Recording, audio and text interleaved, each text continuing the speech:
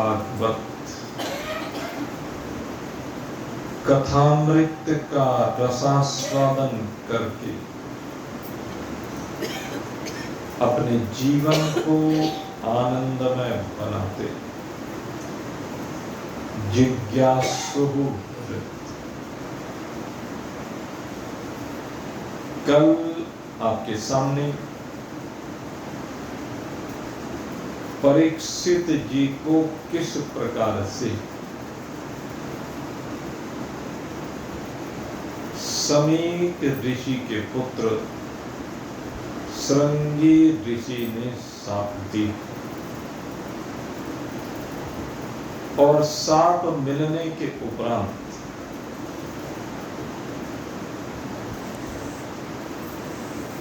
परीक्षित जी के अंदर उस भावना का उदय हुआ जो भावना इस मनुष्य जीवन का परम उद्देश्य है। यह मनुष्य शरीर की प्राप्ति जिसके लिए हुई है। श्रीमद् भागवत एकमात्र ऐसी कथा है जो कहती है कि जिस भी काल में आपने संकल्प कर लिया, कहता परमात्मा की उपलब्धि उसी काल में हो जाए।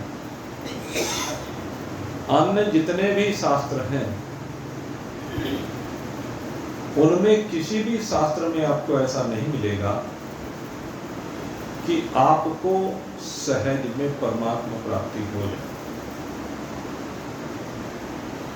लेकिन ये शास्त्र ऐसा है, कहते हैं जो बिल्कुल मरणासन है, इस शरीर को बस छोड़ने ही जा रहा है, जिसके पास बिल्कुल अल्प अवधि बची हुई है, भागवत कहती है कि तू मेरी शरण में आ जा। मैं तुझे उस समय भी स्वरूप का बोध करा सकती हूं। इतनी शक्ति सामर्थ्य इस भागवत में है। इसीलिए महान पुरुष कहते हैं कि इस भागवत का सेवन बाल्यावस्था सेव्यः, युवावस्था सेव्यः, प्रौढ़ावस्था सेव्यः, वृद्धावस्था सेव्यः। और कहते हैं वृद्धावस्था ही नहीं, मरण काले सेव्यः। अगर मरण काल में भी इसका सेवन कर लिया, मरण काल में भी इसका भाव समझ लिया, तो कहते हैं उस समय भी मुक्ति है। श्री सुखदेव जी परीक्षित को यही बात समझा रहे। कहते तेरे पास तो 7 दिन का समय है, अब 7 दिन तो मौत तेरा कुछ बिगाड़ ही नहीं सकती।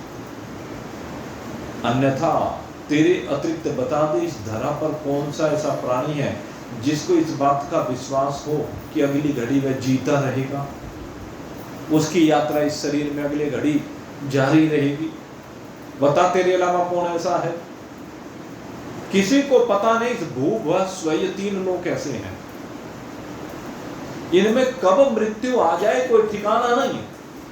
महज जन तपय और सत्य लोक में तो मृत्यु ऐसे आती नहीं है, लेकिन भूभुव स्व और नीचे के जितने लोग हैं, अतल वितल सुतल तलातल रसातल महातल पाताल, कहते उनमें तो किसी भी क्षण आ सकती। कहते इसलिए भागवत भागीरथी की शरण में आ गया, घबराओ। श्री सुखदेव जी कहते हैं परीक्षित तूने जो प्रश्न पूछा है कि जो बिल्कुल दरवाजे पर खड़ा है, डी पर खड़ा हुआ है, जिसे अब बस मृत्यु रूपी सर्प डसने ही वाला है, वो क्या करे? कहने लगे बस तेरा जो प्रश्न है इसी का उत्तर देना चाहता हूं। मेरे मित्रों, जब मृत्यु निकट आ जाए, आप कहेंगे जी पता तो है नहीं कब मृत्यु निकट आएगी, इस बात का किसको भरोसा है किसी को? तो भाई ये समझो कि अगले ही पल मृत्यु है, हर क्षण मृत्यु की प्रतीक्षा करो, आने दो, और उस मृत्यु का मुकाबला करने के लिए डट करके खड़े हो। सबसे पहली बात श्री सुखदेव जी कह रहे हैं कि तुझे घबराना नहीं है मृत्यु से, कि यमदूत दिखाई दिए और तू घबरा गया। कहता घबरा मत, अगर घबरा गया तो फिर तो मृत्यु निश्चित है। पहली बात यह है, कभी भी घबराए नहीं, कोई भी परिस्थिति आ जाए उस परिस्थिति को देख करके घबराए। सबसे पहला सूत्र यहां पर श्री सुखदेव जी दे रहे हैं। फिर क्या कर, कहने लगे मृत्यु की घड़ी को निकट जान करके सबसे जरूरी है तो यहां पर वैराग्य से संयुक्त हो। सबसे पहले क्या करना है? वैराग्य, अर्थात तेरा कहीं पर भी राग ना हो, संसार के किसी पदार्थ में राग ना रह जाए, संसार के किसी प्राणी में राग ना रह जाए, और इस शरीर में राग ना रह जाए, न किसी पदार्थ में, न किसी प्राणी में, न इस शरीर में, क्योंकि ये सब तेरे से अलग हैं। और जब मृत्यु का समय है तो ये सब तुझे छोड़ना ही पड़ेगा। जब छोड़ना ही पड़ेगा तो तू पहले ही छोड़ दे, इसको पहले छोड़ देना है। रेलगाड़ी की यात्रा जब आप करते हैं, स्टेशन आने से पहले अपना सब सामान बांध जोड़कर तैयार कर लेते हैं, जो सामान साथ में लेकर के जाना। तो कहते हैं यहां भी यही काम करना।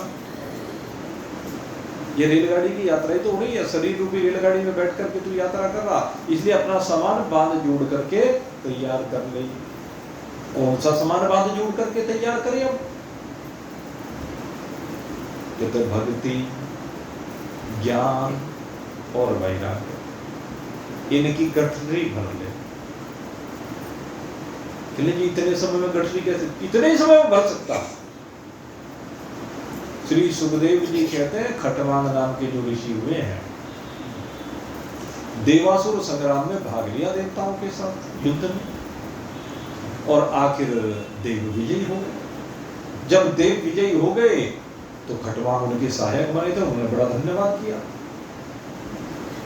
और जब चलने लगे वहां से कि भाई चलो मैं चलता हूं, जब चलने के लिए तैयार हुए तो देवताओं ने कहा कि आप जा रहे हैं तो हम चाहते हैं आप कुछ उपहार ले लें, कुछ भेंट स्वीकार कर लें। तो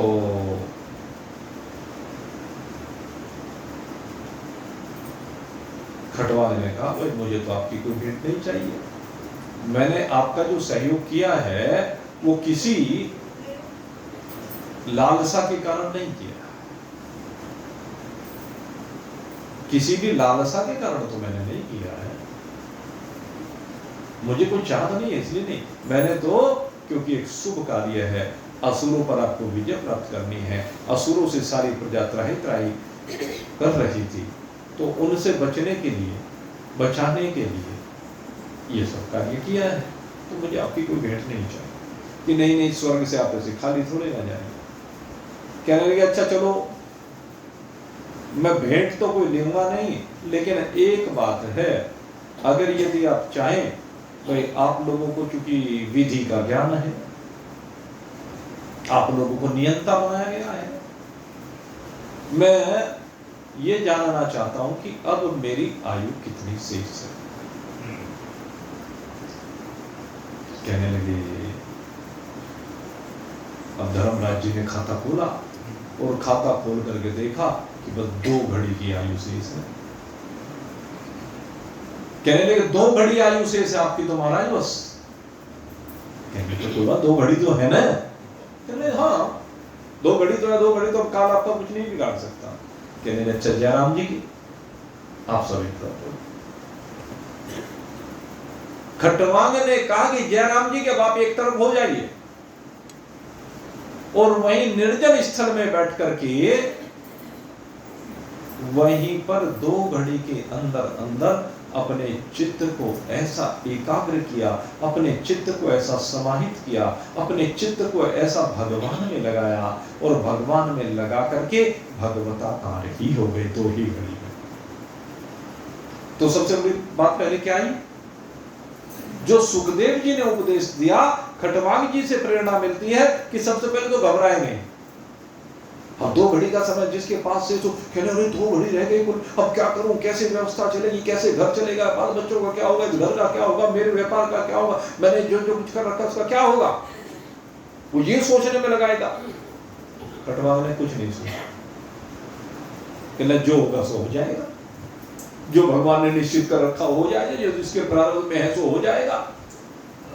सारी पीढ़ियों का ठेका मैंने थोड़े ना ले रखा है, जैसे लाला जी कहते थे कि 100वीं पीढ़ी का क्या होगा,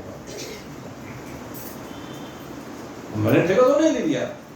तो खटवांग ऋषि ने अपने बच्चों के बारे में नहीं सोचा, राज्य के बारे में नहीं सोचा, किसी के बारे में नहीं सोचा, सीधे सीधे अपने कल्याण के बारे में सोचा। जिस कार्य के लिए शरीर मिला है, ये चेत वेदी तत् सत्यमस्ति न चेत वेदी महति विना। इस शरीर के रहते रहते अगर यदि परमात्मा को प्राप्त कर लिया तब तो इस शरीर का मिलना सार्थक हो गया, और अगर यदि इस शरीर के रहते रहते परमात्मा को प्राप्त नहीं कर पाए तो शरीर का मिलना व्यर्थ हो गया। खटवांग जी ने यही चिंतन किया, और जब खटवांग ऋषि ने चिंतन किया तो वही बिल्कुल घबराए नहीं और पूर्ण वैराग्य से संयुक्त हुए, सब में से मन को हटाए। असंगता, असंग शस्त्रेण दृढ़ेन चित्त, असंगता के शस्त्र को लेकर संबंधों को काट डालो। बांधने वाले संबंध हैं। अरे भाई अब नहीं काटोगे तो कब काटोगे, मुझे बताओ तो सही। 7 दिन परीक्षित के पास, आपके पास ही कौन सा ज्यादा समय है? किसके पास ज्यादा समय है? हमने कई बार गणना करा नहीं, कोई शतायु भी होकर आया तो हिसाब लगा लो भाई, कितना रह गया, कितनी कट गई। अब समय बहुत अल्प बचा हुआ है, तो जो गई बीत गई सो बीत गई। अब तो जो है उसके बारे में चिंतन करो, और इसमें सबसे पहले क्या करना है कि संबंधों को काटना, संबंधों से बाहर निकलना। अब नहीं काटोगे तो कब काटोगे, कब तक चिपके रहोगे? इस चिपकाओं को हटाओ। धन से चिपकाओ, संतान से चिपकाओ, रिश्ते नातेदारों से चिपकाओ, परिवार से चिपकाओ, इस शरीर से चिपकाओ। सबसे असंग होने की आवश्यकता है, और सब में एक परमात्मा को देखने की आवश्यकता है। ये है मेरे मित्रों सूत्र। इस सूत्र को जीवन में उतारना है, इस सूत्र को जीवन में धारण करना है। सुखदेव जी परीक्षित को यही समझा रहे हैं कि सबसे पहले इन संबंधों से बाहर निकले, और संबंधों से बाहर निकल करके वैराग्य से संयुक्त होकर के अब कई विधियां यहां पर बताई जा रही हैं, क्योंकि अंत काल में क्या करें, ये प्रश्न है परीक्षित का। तो एक विधि सबसे सरल विधि, सबसे पहले सुगम विधि, सबसे सरल और सबसे सुगम विधि, ये विधि बताई कि प्रणव का जाप करें। जब ये लगे कि अब अंत काल आ गया है तो क्या करना है? प्रणव का जप। प्रणव माने ओम। ओम की 3 मात्राएं हैं, अकार, उकार, मकार। और जो ओम की 3 मात्राएं हैं, इन 3 मात्राओं की सीमा से बाहर निकलकर, 3 मात्राओं की सीमा क्या है?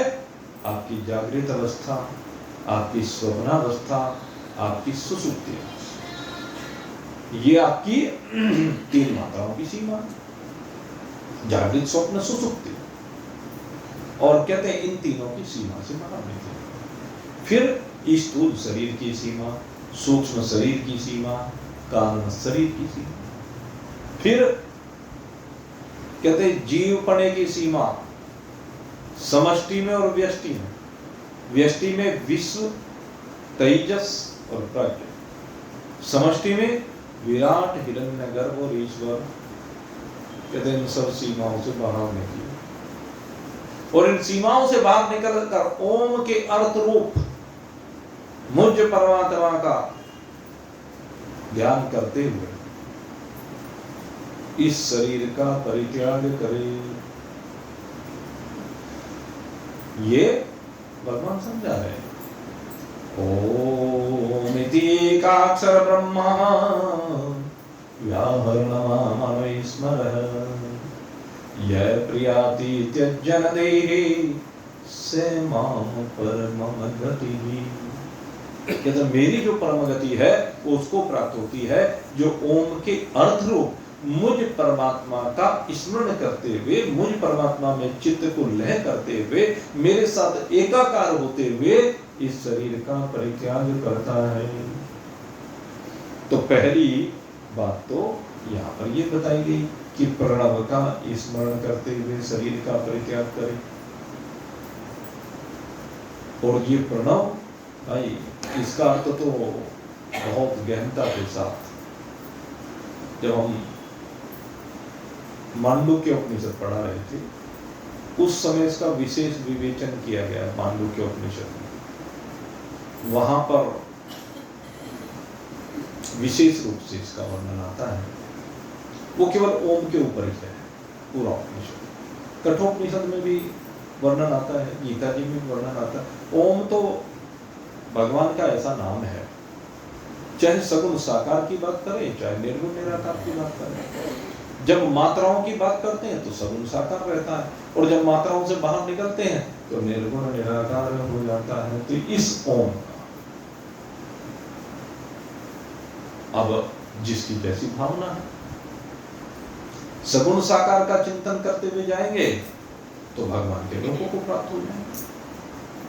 5 प्रकार की मुक्ति सगुण साकार में कही गई है। और ये जो 5 प्रकार की मुक्ति सगुण साकार में कही गई है, सालोक्य मुक्ति, सामीप्य मुक्ति, सारूप्य मुक्ति, सायुज्य मुक्ति और साष्टि मुक्ति। भागवत में भी कपिल भगवान ने अपनी माता देवहूति को उपदेश देते हुए इस 5 प्रकार की भक्तों की मुक्ति का वर्णन किया। भगवान के लोक में जाकर के रहना ये सालोक्य मुक्ति है। वहां भगवान के लोक में भगवान के समीप में रहना, जैसे परिवार वाले समीप में रहते हैं घर में। एक तो लोक में है, मान लीजिए हमारी जान पहचान है शामली में, तो जान पहचान वालों के बीच में हम रहते हैं।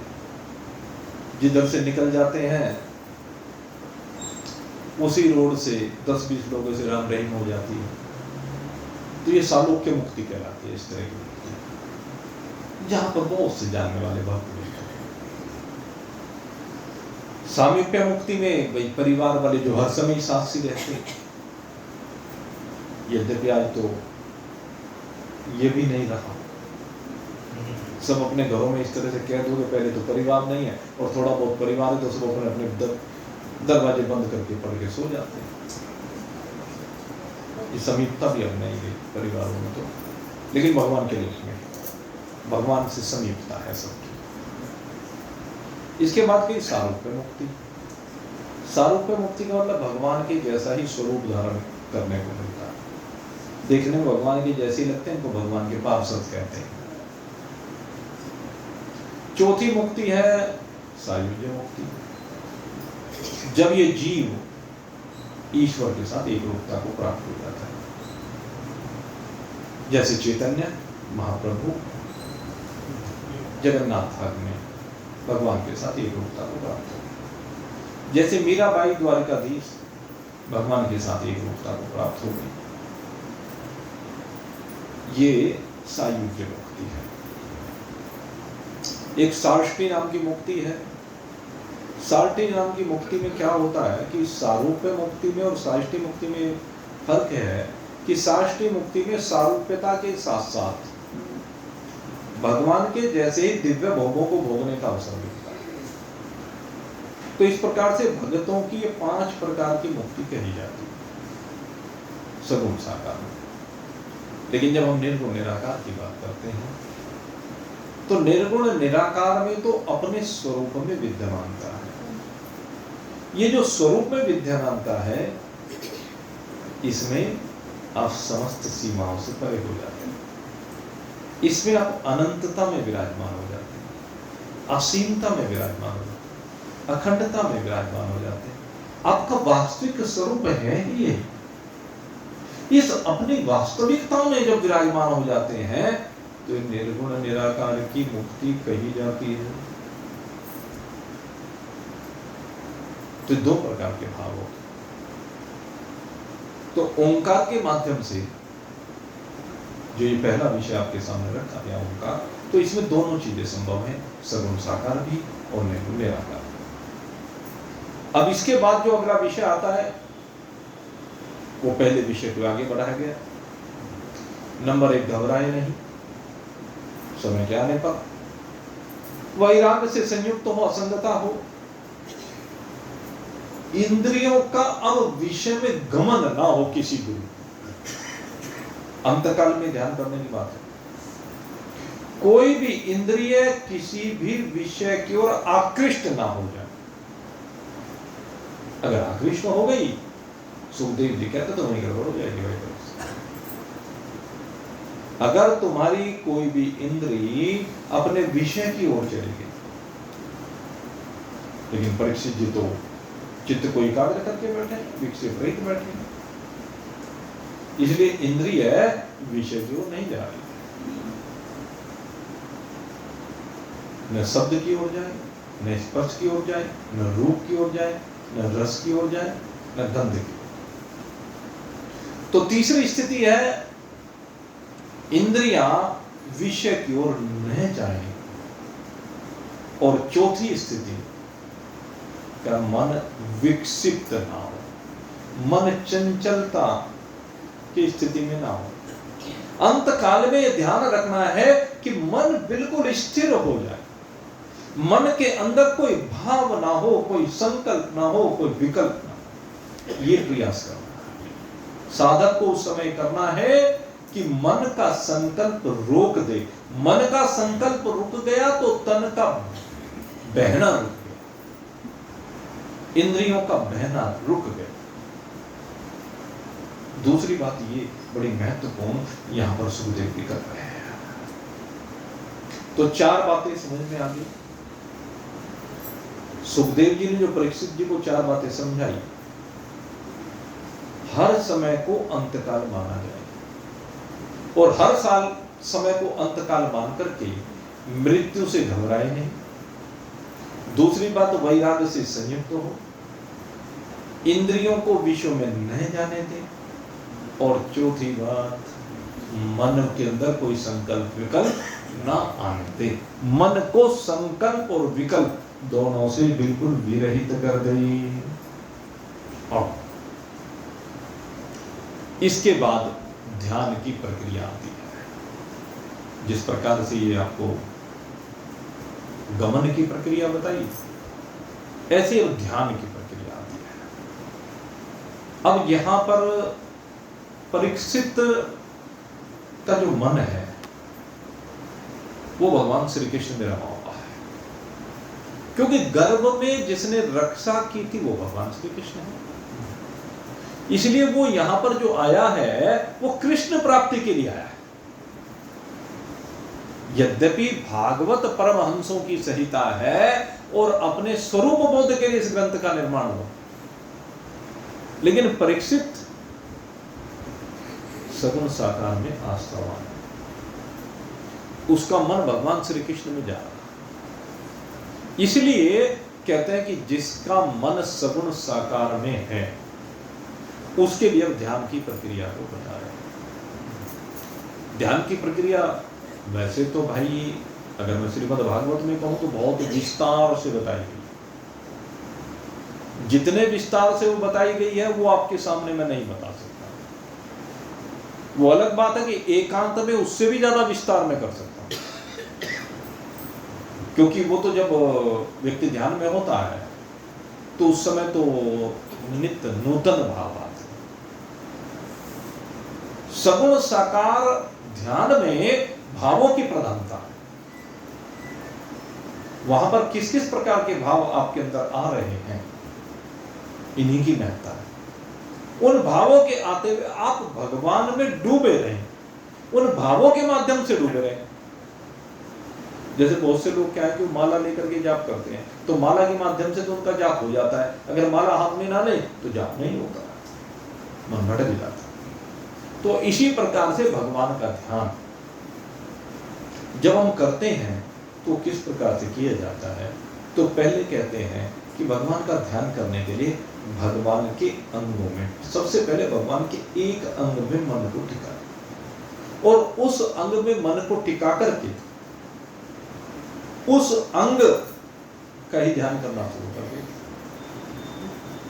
और कहा कि कहां से प्रारंभ करें, कहते हैं भगवान के चरण कमलों से प्रारंभ करें।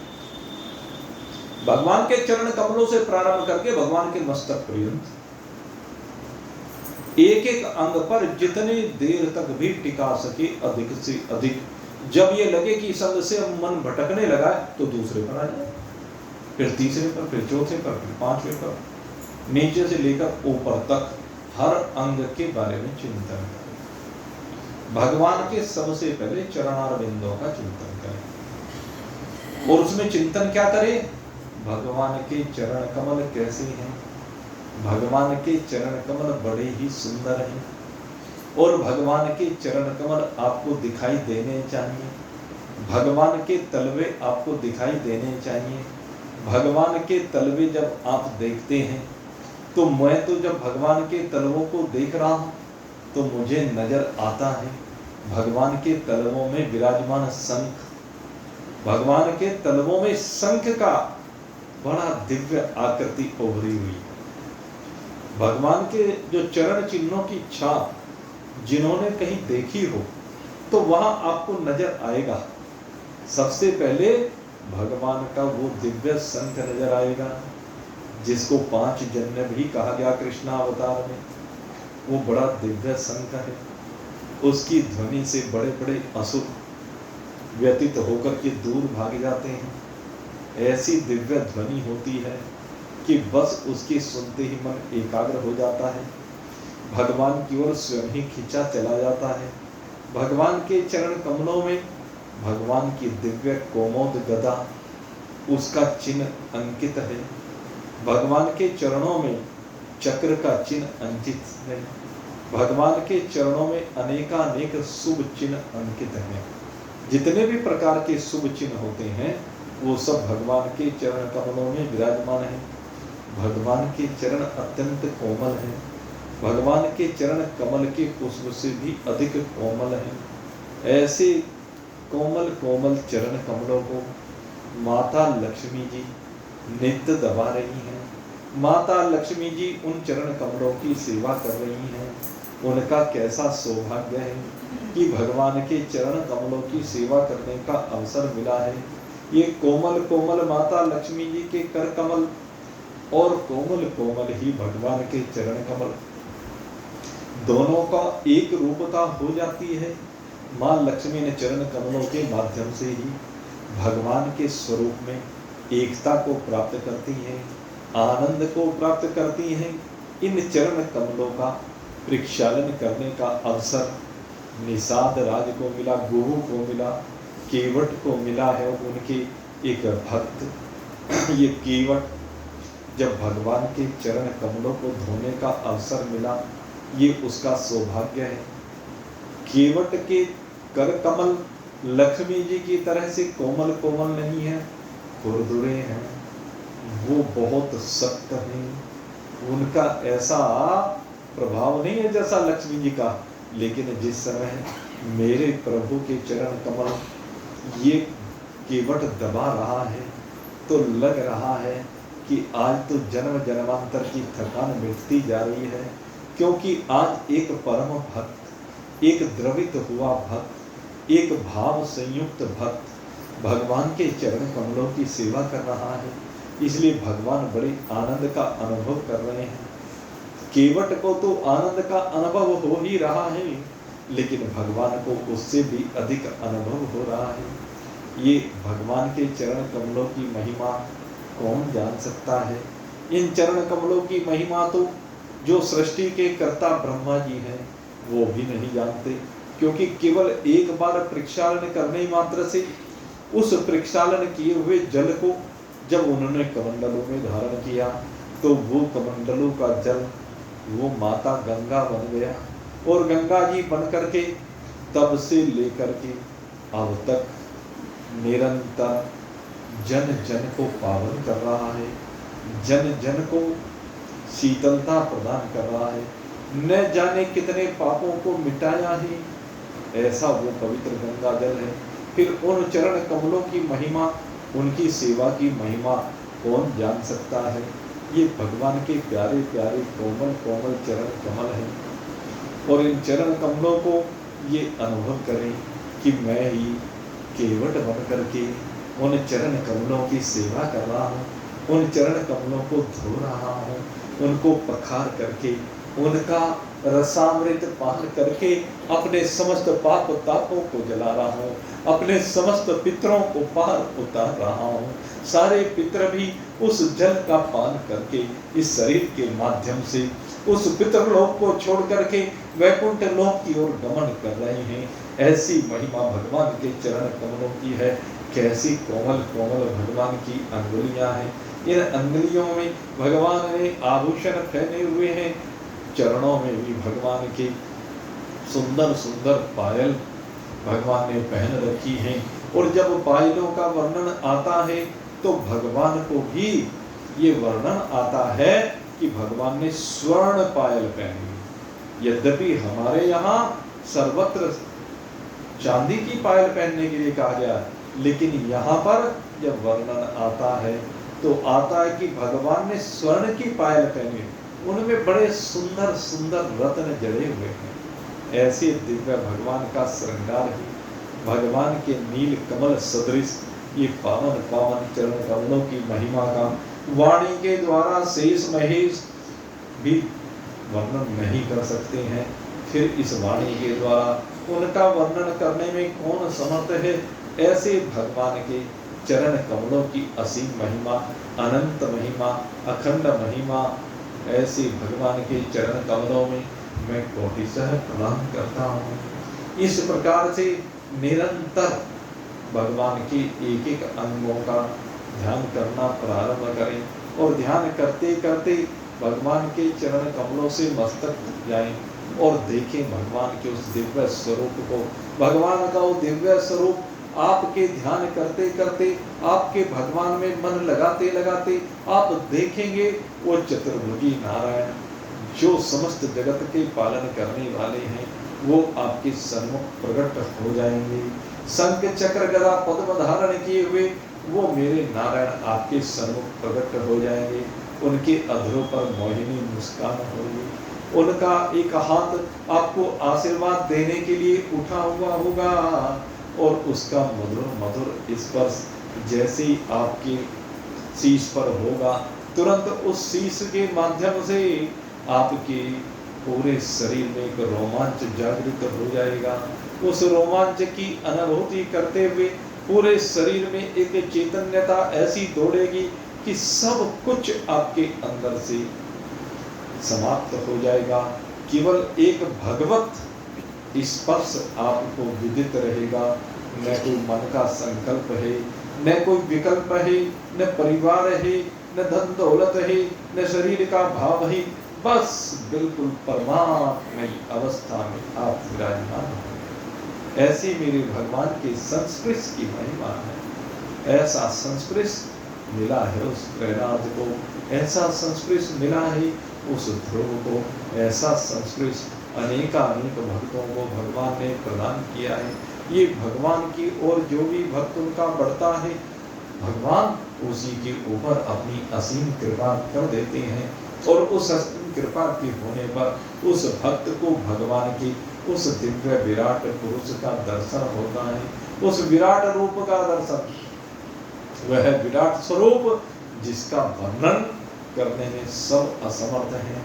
कैसा दिव्य वो विराट स्वरूप है मेरे मित्रों, कि ऐसा अद्भुत शरीर, ऐसा शरीर जिसमें अनंत कोटि ब्रह्मांड समाये हुए हैं, अनंत कोटि ब्रह्मांडों का जो एकमात्र अधिष्ठाता है, अग्नि उसी में स्थान पाए हुए, वायु उसी में स्थान पाए हुए है, ये सूरज चांद सितारे सब उसी में स्थान पाए हुए हैं, 14 भुवन उसमें स्थित हैं। और किस प्रकार से स्थित हैं, कहते हैं ये जो भूलोक है ये भगवान के उदर में निवास करता है, भुवः लोक भगवान के नाभि में निवास करता है। ये जो स्वर्ग लोक है ये भगवान का हृदय ही स्वर्ग लोक है। ये जो इसके बाद महालोक है भगवान का कंठ ही महालोक है। ये जो भगवान जन है लोक ये भगवान का मस्तक है। ये जो तप लोक है भगवान का ललाट है। और ये जो सत्यलोक है वो ब्रह्मरंध्र है। ऐसे ही 7 नीचे के लोक हैं, अतल और वितल जंघाओं में विराजमान है। सुतल लोक भगवान के घुटनों में विराजमान है। अतल सुतल वितल तलातल लोक भगवान की पिंडलियां हैं। इसके बाद रसातल लोक भगवान के चरणों में निवास करता है। और महातल लोक भगवान की एड़ी की गांठों में निवास करता है। भगवान के पंजों में पाताल लोक का निवास है। इस प्रकार से 14 भुवन भगवान के शरीर में स्थान पाए हुए हैं। और 14 भुवनों में रहने वाले जितने भी प्राणी हैं वो सब भी भगवान के अंदर ही निवास करते हैं। भगवान में उन सब का निवास है। भगवान का ऐसा दिव्य ये विराट स्वरूप है। कहते हैं ब्राह्मण इसका मुख है, क्षत्रिय इसकी भुजाएं हैं, वैश्य इसका उदर है, शूद्र इसके चरण कमल है। ये भगवान का स्वरूप बड़ा ही अलौकिक है। जितनी नदियां हैं वो भगवान की नाड़ियां हैं, जितने पर्वत हैं वो सब भगवान की अस्थियां हैं, जितने समुद्र हैं वो भगवान की कोख में निवास करते हैं। धर्म जिसका वक्ष स्थल है, अधर्म जिसकी पीठ है, जिसके कानों में समस्त दिक्पाल निवास करते हैं, जिसकी त्वचा में वायुदेव निवास करते हैं, जिसकी आंखों में सूर्य नारायण का वास है, नासिका में अश्वनी कुमार विराजमान है, रसना में वरुण देव रहते हैं। ऐसी मेरे भगवान का स्वरूप है। कहते हैं इंद्र जिसके हाथ हैं, वामन देव जिसके चरण हैं, अग्नि जिसकी वाणी है, नैऋत्य जिसके हृदय है, प्रजापति जिसका उपस्थ है, चंद्रमा जिसका मन है, ब्रह्मा या बृहस्पति जिसकी बुद्धि है, वासुदेव जिसका चित्त है, रुद्र जिसका अहंकार है। ऐसे वो महतत्व से परे, ऐसे वो प्रकृति से परे, 3 गुणों की सीमा से परे, वो शुद्ध सच्चिदानंद घन ब्रह्म विराट रूप में, स्थूल रूप में प्रकट होकर के इस चराचर जगत को धारण करते हैं। पहले सूक्ष्म सृष्टि की संरचना उनसे होती है, फिर स्थूल सृष्टि की संरचना होकर के जो भी कुछ निर्मित हो रहा है वो सब भगवान में ही निर्मित हो रहा है। भगवान से विलग उसका कोई अस्तित्व है नहीं, भगवान में वो सारे का सारा विराजमान है। ये विराट पुरुष की महत्ता है। मेरे मित्रों, चराचर जगत इस विराट पुरुष के शरीर का अंग है, जो बार बार कहा गया है, ईश्वर अंश जीव अविनाशी, चेतन विमल सहज सुख राशि, ममैवांशो जीवलोके जीवभूत सनातन है। ये जो कहा गया है कि इस संसार में जितने भी जीव हैं, जितने भी प्राणी हैं, वो सब भगवान का अंश है। तो वो भगवान के विराट पुरुष को लेकर के, स्थूल भाव को लेकर के कहा जाता है। क्योंकि स्थूल शरीर में, भगवान के इस विराट स्थूल शरीर में ये सारे के सारे जीव निवास करते हैं। जीव व्यष्टिगत कहलाता है और ये विराट पुरुष ये समष्टिगत शरीर कहलाता है। और दोनों में कोई फर्क नहीं है, जो पिंडे सो ब्रह्मांडे। जो भी कुछ विशेषता है भगवान में, इस विराट पुरुष में, वो सारी की सारी विशेषता जीव में भी है, लेकिन वो बहुत सूक्ष्म रूप में है। जीव में ये सूक्ष्म है और भगवान में महत दिखाई देती है। जैसे एक आम हो, आम, और एक आम का पेड़ हो पूरा, तो दोनों दिखाई तो देंगे। एक आम का लगा हुआ फल वो सूक्ष्म है और एक आम का पूरा पेड़, लेकिन उस पूरे पेड़ का रस ही उस आम में समाया हुआ है, उससे विलग आम में कुछ भी नहीं है। ठीक इसी प्रकार से विराट पुरुष का रस ही, विराट पुरुष की शक्ति ही ज्ञान शक्ति हो, द्रव्य शक्ति हो, क्रिया शक्ति हो, तेजोमयी शक्ति हो, प्राणमयी शक्ति हो, ये सारी की सारी विराट पुरुष की शक्तियां उस जीव में समाई हुई हैं और जो दृष्टिगोचर भी होती हैं। किस प्रकार से दृष्टिगोचर होती हैं? कहते जो ईश्वरीय भाव कहे गए हैं वो सारे के सारे भाव इस जीव में भी दिखाई देते हैं। जब हम ब्रह्मा को देखते हैं सृष्टिकर्ता के रूप में, तो कल मैंने आपको बताया था जैसे स्वप्न का संसार होता है, स्वप्न के संसार का निर्माण करने वाला यही तो है। संकल्प के द्वारा जीव भी सारे संसार का निर्माण करता है। अगर यदि ब्रह्मा जी की सृष्टि को उठा करके देखें और जीव की स्वप्न की सृष्टि को उठा करके देखें, तो देयर इज नो डिफरेंस। दोनों सृष्टि में कोई भी डिफरेंस नहीं है, दोनों सृष्टि बिल्कुल एक जैसी है, दोनों की रचना बिल्कुल एक जैसी हुई है। वो भी संकल्प से रचना हुई है, ये भी संकल्प से रचना हुई है। उसमें भी संकल्प के द्वारा देवी देवताओं की रचना की गई है, इसमें भी देवी देवताओं की रचना की गई है, उसमें भी भूत प्रेत पिशाच गणों की रचना की गई है, इसमें भी की गई है, उसमें भी पालन करता धर्मात्माओं की संरचना की गई है, इसमें भी की गई है, उसमें भी दुष्टों की, दैत्यों की, असुरों की, राक्षसों की संरचना की गई है, तो इसमें भी संरचना हो रही है। उसमें भी पृथ्वी जल अग्नि वायु आकाश की संरचना है, इसमें भी पृथ्वी अग्नि जल वायु आकाश की संरचना है। मेरे मित्रों, दोनों की संरचनाओं में कोई भी फर्क नहीं है। 14 भुवनों की जो संरचना ब्रह्मा जी के लोक में हो रही है, वही संरचना आपके स्वप्न लोक में हो रही है। इसलिए दोनों के बीच में कोई भी डिफरेंस नहीं है। डिफरेंस क्या है? केवल समझ का फर्क है। आप इसको असत मान लेते हैं, उसको असत नहीं मानते हैं। फर्क क्या है? एक छोटा स्वप्न है, एक बड़ा स्वप्न है दोनों स्वप्न ही, और स्वप्न तो मिथ्या है। मृग मरीचिका के जल के समान है स्वप्न। स्वप्न क्या है? मृग मरीचिका का जल है। जैसे रेगिस्तान में एक मृग धूप से, गर्मी से परेशान है, बड़ी प्यास लगी हुई है, सामने देखता है कि जल का लहलहाता हुआ सागर दिखाई दे रहा है। कहने लगे चलो चल करके जल पिया जाए, जान में जान आ जाएगी। मृग जल पीने के लिए जाता है, लेकिन समंदर उससे दूर हो जाता है, वो और आगे जाता है, समंदर और दूर, वो और आगे बढ़ता है, समंदर और आगे हो जाता है। जैसे जैसे वो आगे बढ़ता जाता है, समंदर उससे दूर होता चला जाता है, और कभी भी समंदर का जल उसे मिलता नहीं है, क्योंकि वहां पर जल है ही नहीं। अज्ञान के कारण से वो रेत को जल समझना। ठीक उसी प्रकार से मेरे मित्रों, इस बड़े स्वप्न में अज्ञान के कारण से जो प्रतीतिमान पदार्थ हैं वो सब सत्य भाषित हो रहे हैं, लेकिन वास्तव में सत्य होते नहीं हैं। ये जो परीक्षित का प्रश्न है, इस प्रश्न के आते ही अपने आप ये सब के सब स्वप्न की भांति भाषने लगते हैं। जो प्रश्न परीक्षित के मन में आया है कि मरणासन व्यक्ति को क्या करना चाहिए जिससे परमात्मा की प्राप्ति हो जाए, जिससे फिर से इस संसार चक्र में ना आना पड़े, ये प्रश्न आता है, स्वाभाविक आता है। और जब ये प्रश्न आता है तो उसी समय सारा संसार शून्य हो जाता है, नगण्य हो जाता है, रहता नहीं, क्योंकि संसार का अस्तित्व फिर ये लगने लगता है ये सब मिथ्या है, यहां पर है ही कुछ नहीं। तो एक छोटा स्वप्न है, एक बड़ा स्वप्न है, बस अंतर केवल इतना सा है। तो विराट पुरुष का ये जीव जो कहा गया कि ईश्वर अंश जीव अविनाशी यहाँ पर है, और इसको अविनाशी इसीलिए कहा गया जैसे वो अविनाशी है ऐसे ही अविनाशी है। जब तक विराट पुरुष रहेगा तब तक ये जीव रहेगा। जीवता कब जाएगी?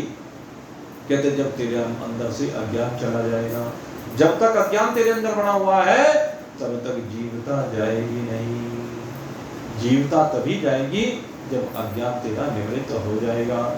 और अज्ञान कब निवृत्त होगा? तब एक विधि और बताई जा रही है, और ये विधि योग की विधि बताई जा रही है। देखो आपको कितनी विधि अब तक बताई हमने मरने के समय की विधियां। एक तो विचार के द्वारा आपको कह रहे हैं, एक प्रणव की विधि बताई आपको, एक सगुण भगवान का चिंतन करते हुए विधि आपको बताई भगवान क्या कहोगे। अब एक विधि जो मैं आपको बताने जा रहा हूं वो योगियों की विधि है, और योगियों की विधि में प्राणायाम का विशेष महत्व होता है। अभी गीता जी में आपको प्राण और अपान वायु का, दोनों का, प्राण का अपान में हवन करने की विधि बताई थी और अपान का प्राणों में हवन करने की विधि बताई थी। बस वही प्रक्रिया है। कहते हैं जो प्राण है वो प्राण ही शरीर में 5 रूपों में बट जाते हैं अंदर जाकर के। प्राण, अपान, समान, उदान, व्यान। तो हमारे शरीर में कहते हैं 60 चक्र भेदन की एक क्रिया है। सबसे पहले मूलाधार चक्र और स्वाधिष्ठान चक्र, कहते हैं दोनों जो ये चक्र हैं दोनों की एकता की जाती है, और यहाँ से अपान वायु को ऊपर ला करके नाभि में स्थापित किया जाता है। यहाँ नाभि में मणिपूरक बंद होता है, मणिपूरक ये यहाँ पर एक चक्र होता है, तो यहाँ पर पहले ला करके स्थित की जाती है, और यहाँ प्राण और अपान का मिलन होता है, और यहाँ प्राण और अपान का मिलन होकर के अब इस प्राण को ऊपर की ओर लेकर के चला जाता है। और जब प्राण को ऊपर की ओर लेकर के चलते हैं तो आते हैं अनाहत चक्र में, हृदय में विराजमान अनाहत चक्र, और जिसके अंदर ये अनाहत चक्र में प्रवेश करने की सामर्थ्य आ जाती है, कहते हैं वो देवलोक को प्राप्त हो जाता है। उसके लिए स्वर्ग के दरवाजे खुल जाते हैं, और यहाँ से फिर ऊपर की ओर उठता है, और यहाँ से ऊपर उठने पर कंठ में विराजमान विशुद्ध चक्र, इस विशुद्ध चक्र में आकर के इस प्राण को स्थित किया जाता है। यहाँ विशुद्ध चक्र में जब प्राण स्थित हो जाते हैं तो यहाँ से गति अब ऊपर के लोकों की ओर होती है, महलोक की ओर गति होती है। इससे ऊपर अगर यदि प्राण को उठा सके तो फिर कहते हैं आज्ञा चक्र में आया जाता है, और आज्ञा चक्र में आने के बाद कहते हैं फिर मस्तक में विराजमान सहस्रसार चक्र, इस चक्र में प्राणों को स्थित किया जाता है। इसे कह लीजिए आप एक तरह से जैसे बिल्कुल मस्तिष्क में चक्र को, जो मस्तिष्क हमारा होता है, अब प्राणवायु को यहाँ पर ला करके स्थिर कर दिया जाता है, जहाँ पर मन का और प्राण का आपस में लय हो जाता है, और मन और प्राण का लय होने पर सारी इंद्रियां भी यहाँ पर आकर के विराजमान हो जाती हैं। अब इसके बाद कहते हैं कि योगी ब्रह्मरंध्र से, इस शरीर से ब्रह्मरंध्र में आकर के अब इन सब चीजों को लेकर के आता है, और यहाँ ला करके इसके बाद वो इससे बाहर निकलता है। अब यहाँ निकलने में भी 2 परिस्थितियां हैं। 2 परिस्थितियां क्या है? कहते हैं एक परिस्थिति तो ये है कि अगर यदि अभी दिव्यलोक में जाने की इच्छा है, यानी ब्रह्मलोक में, अगर किसी की ब्रह्मलोक में जाने की इच्छा है तो कहते हैं वो मन और इंद्रियों को यहाँ से साथ में लेकर के ब्रह्मरंध्र के माध्यम से इस शरीर का परित्याग करता है, और ब्रह्मरंध्र से निकल करके ये मन और इंद्र आगे ऊपर की ओर जाते हैं। इसका बहुत लंबा आगे कई लोगों से होते हुए ये आखिर में जाकर के ब्रह्मलोक में विराजमान होता है। और ब्रह्मलोक में कहते हैं जब तक ब्रह्मा जी की आयु है, ब्रह्मा जी की आयु कितनी है? 4 अरब 32 करोड़ वर्ष का एक दिन, इतनी ही रात्रि। 8 अरब 64 करोड़ वर्ष का एक दिन रात होता है, 30 दिन का एक महीना होता है, फिर 360 दिन का एक साल होता है, और 100 साल ब्रह्मा जी की आयु है। जब ब्रह्मलोक में जाता है उससे आगे जितनी आयु ब्रह्मा जी की शेष है, उतने काल तक ये ब्रह्मलोक में निवास करता है। और उसके बाद जब ब्रह्मा जी सुसुप्ति में चले जाते हैं, तो ब्रह्मा जी के सुसुप्ति में जाने के बाद पुनः भगवान की आज्ञा से जब वो नींद से उठते हैं, तो उस समय फिर से वो सभी जीव जो सुसुप्ति अवस्था में ब्रह्मा जी के साथ चले गए थे, वहीं से उनकी यात्रा फिर प्रारंभ हो जाती है। और ये यात्रा फिर से अनवरत चलती ही जा रही है। कब से चली आ रही है और कब तक चलेगी, राम जी जाने, लेकिन कुछ हम भी जानते हैं। ये तो उनकी बात बताई कि उनकी यात्रा कब तक चलेगी, राम जी जाने। हम क्या जानते हैं कि न दूसरी गति को जानते हैं। दूसरी गति कौन सी कही, कहता योगी जब ब्रह्मरंध्र से इस शरीर से निकले, तो इस शरीर से निकलते हुए कहते हैं न मन को साथ में रखे न इंद्रियों को साथ में रखे। उससे क्या होगा, तस्य प्राणा ही परविलीयते, उसके प्राण यही लय को प्राप्त हो जाएंगे। किसी भी प्रकार का कोई संकल्प विकल्प नहीं रहेगा, कोई न सत्य भाव रहेगा, न असत रहेगा, न जड़ रहेगा, न चेतन रहेगा, न आनंद रहेगा, न दुख रहेगा। बस केवल एक चैतन्यता अपनी अपने आप में अपनी अनुभूति शेष रह जाएगी, जो ब्रह्मानुभूति है। चराचर जगत में अपने आप को ये केवल अनुभव करेगा। तो ये जो गति होती है, ये सबसे श्रेष्ठ गति होती है, जब केवल और केवल आप अपने आप में स्थित हों। कोई इच्छा नहीं, समस्त इच्छाएं यहीं पर निवृत्त हो जाती है। और इन इच्छाओं में एक सहायक बनता है। कौन सहायक बनता है, कहते हैं क्षेत्रज्ञ। क्षेत्रज्ञ माने ईश्वर, क्षेत्रज्ञ माने गुरु। इसमें सिर्फ एक बीच में सहायक होता है, और वो सहायक इसको इस स्थिति में पहुंचा देता है। वो गुरु या ईश्वर, जिसकी ईश्वर में निष्ठा होकर के ईश्वर के साथ जिसका मिलन हो जाए, तो ईश्वर उसको उपदेश देता है। और जिसको इतनी निष्ठा नहीं बनी, यहीं पर ब्रह्मनिष्ठ ब्रह्मविद सदगुरु मिल गया, तो उसके उपदेश से फिर उसे क्षेत्रज्ञ की भी जरूरत नहीं होती। अपितु ये कहा जा सकता है कि गुरु के अंदर ही क्षेत्रज्ञ आकर के उसे उसके स्वरूप का बोध करा देते हैं। तो इस प्रकार से श्री सुखदेव जी ने परीक्षित जी को ये अनेकानेक प्रकार से गतियों का वर्णन किया, और इन गतियों को एकाग्रता पूर्वक जब परीक्षित जी ने सुना, तो भाव विभोर हो उठे, अपने आप में शरीर भाव से बाहर आकर के विराजमान हो गए। ऐसी दिव्य आनंद की स्थिति परीक्षित जी की बनी कि उन्हें तो लगने लगा कि तो मुक्त ही है, तेरी मृत्यु है ही नहीं। कैसे दिन कैसी रात, कैसी दिन रात की कल्पना, कहते काल की सीमा से तू परे है। तो इतने ज्ञान मात्र से श्री परीक्षित जी भय की सीमा से बाहर निकल गए और परमात्मा की सीमा के अंदर आकर के विराजमान है। ये श्री सुखदेव जी के द्वारा प्रदत्त वो दिव्य ज्ञान का चमत्कार है। और क्यों चमत्कार है, क्योंकि पहले सुखदेव जी के जीवन में उतरा हुआ है।